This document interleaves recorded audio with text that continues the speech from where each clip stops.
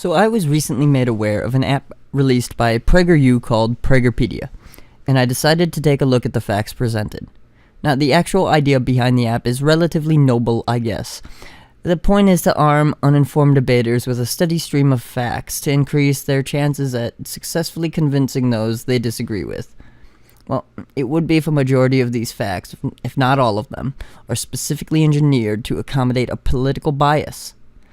To be fair to PragerU, though, they are open about their bias, and just because they only defend their side doesn't make them bad people or anything like that. What concerns me is how accurate these facts are and how accurate the representation is. But before we get into that, how exactly does the app work? Facts are displayed on your screen, and you swipe to the side to access more facts assigned to that particular category. On the bottom of each slide are 4 links. Video, which links you to the appropriate PragerU video on the subject. Share, which I haven't played with at all, but I would guess post these facts to one of your social media pages. Related, which shifts the category to related and focuses the facts it throws at you around the same subject, presumably for debates on the fly, allowing you to spout knowledge you've made no effort to learn or understand. And finally, sources, because facts are bullshit if you can't back up your claims with evidence. So nicely done, PragerU. Proud of you for putting reality and causality before bias and personal motivation. Good thing, too, because some of these facts seem a tad suspect. So I selected a couple categories, and I basically just went with the categories that I know the most about. Other than that, there wasn't much for motivation or criteria. I then selected a few examples from the categories, and my criteria for the facts that I selected consisted of the following. I did not know if it was true or not. Its support or opposition to my beliefs and bias was not an acceptable criteria, although I did make a conscious effort to have both sides shown. The fact is suspect in its potential to be biased, but this was pretty much all of them. Now, there are a lot of facts on this app, and I'm not going to research all of these. I just picked a few sections on the belief that any unchecked bias and potential inaccuracy was enough to criticize an app that alludes to being an encyclopedia. Is this cherry picking? Could be.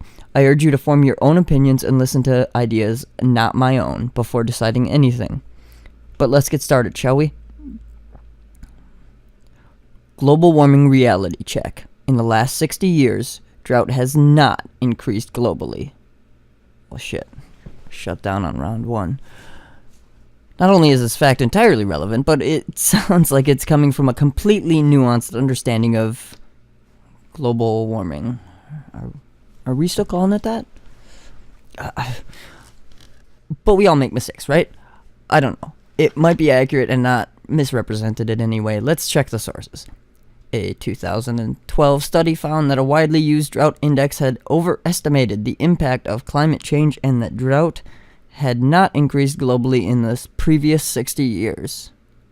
Cool, but we're talking about global warming, not climate change, right? I'm confused, Prager. Alright, let's take a look at this study. Drought is expected to increase in frequency and severity in the future as a result of climate change, mainly as a consequence of decreases in regional precipitation, but also because of increasing evaporation driven by global warming. Previous assessments of historic changes in drought over the late 20th and early 21st centuries indicate that this may already be happening globally. In particular, calculations of the Palmer Drought Severity Index, PDSI, show a decrease in moisture globally since the 1970s, with a commensurate increase in the area in drought that is attributed, in part, to global warming.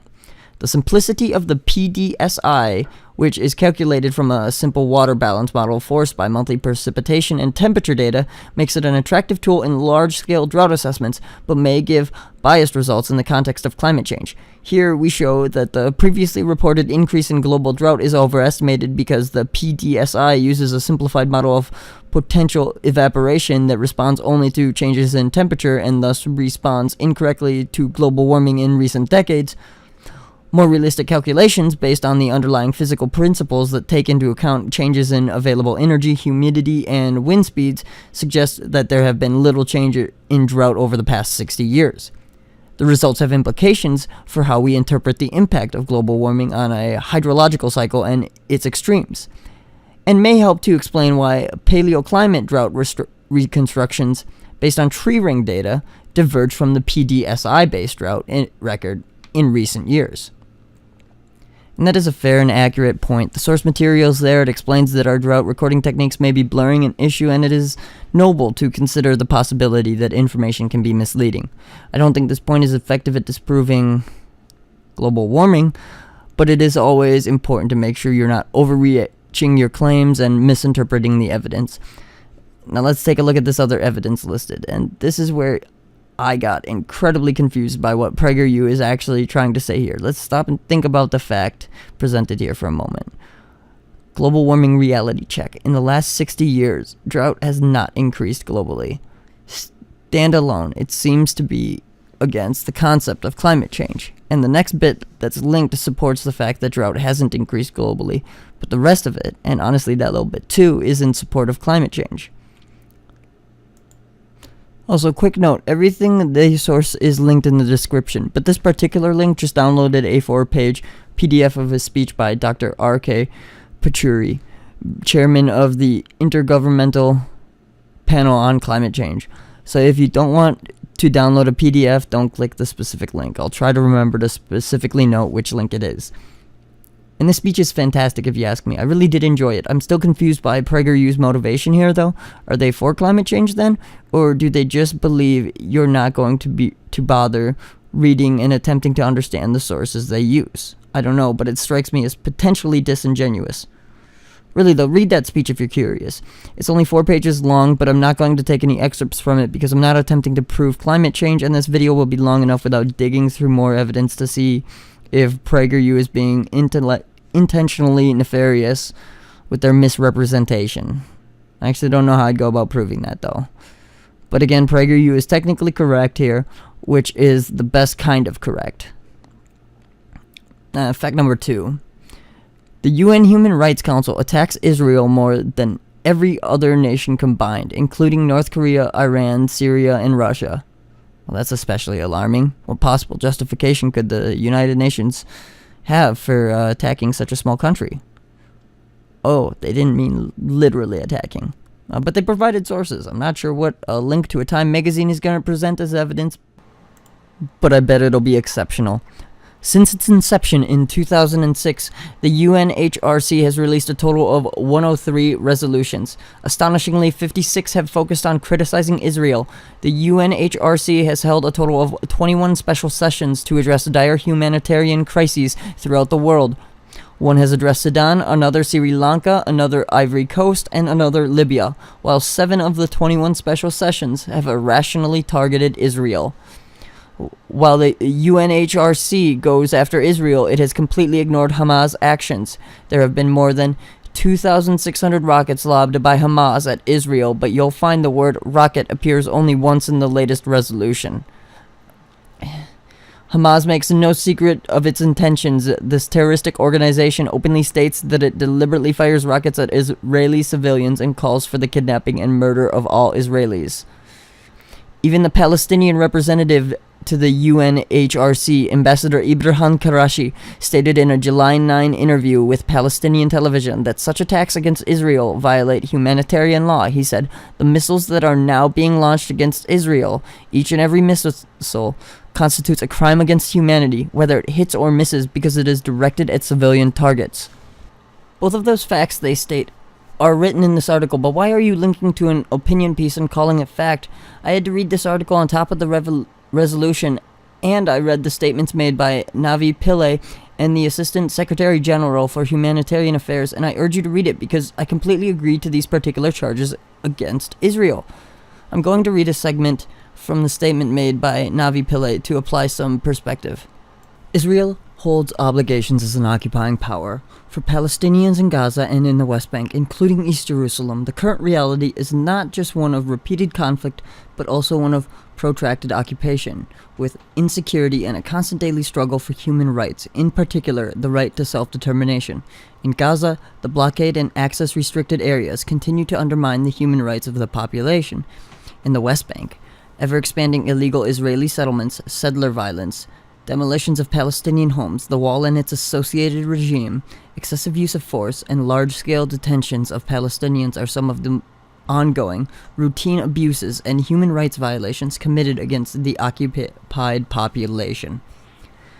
The scenes we witness from afar, here in Geneva or around the world via the 24-hour news channels and social media provide only brief glimpses of the daily reality of conflict for Palestinians and for Israelis. A 7-year-old Palestinian child in Gaza has never known life outside occupation and is already living through her or his third experience of a major Israeli military operation, including the so-called operations Lead, in 2009 and Pillar of Defense in 2012. With all the unimaginable death, destruction, terror, and the lifelong consequences that they inflict. Both Palestinians and Israelis deserve better than a life of chronic insecurity and recurring escalation in hostilities. Now, the basic criticism against the resolutions against Israel is that they were attacked first, are constantly being attacked, and, well, they're the good guys, which is more true than false, I would say. But the important distinction is that Israel is a nation bound to international law, and just because the UN had dick for power when it comes to stopping the Hamas in the Gaza Strip doesn't mean Israel should have been allowed to bomb children. I get it. Rock and hard place, and it isn't fair, especially when their children are also getting bombed. But that's still not an excuse, and to say that the UN is attacking Israel... PragerU, do you want me to believe Israel is only a victim?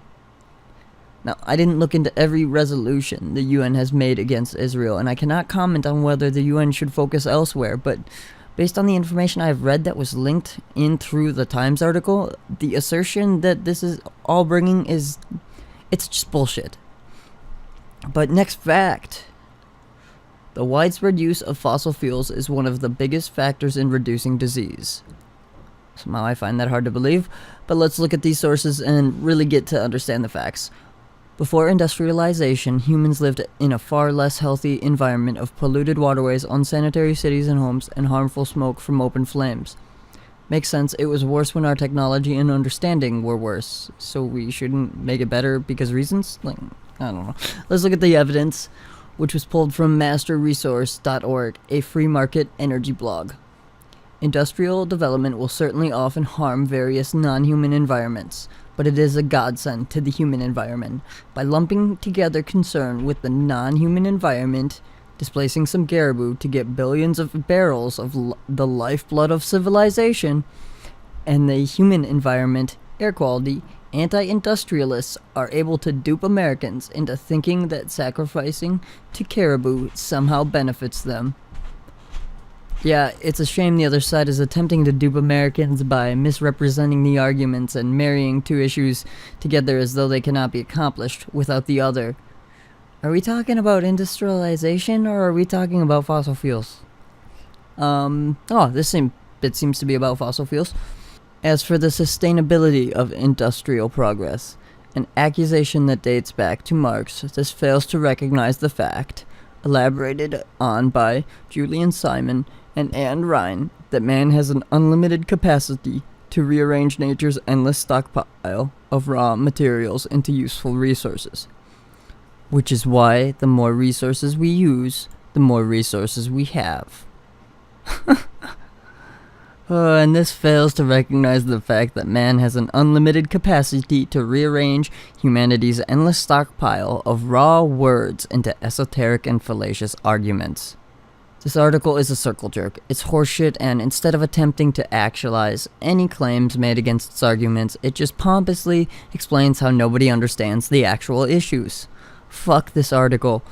It has fuck all to do with the original claim. Correlation does not mean causation. Besides, what's the argument here? Having gasoline is better than not having gasoline, so let's not worry about developing and implementing alternative fuel sources? Now, this next article they link to is actually a pretty reasonable viewpoint, at least from my understanding of it. I'm going to read you the last couple paragraphs because it summarizes the view quite well.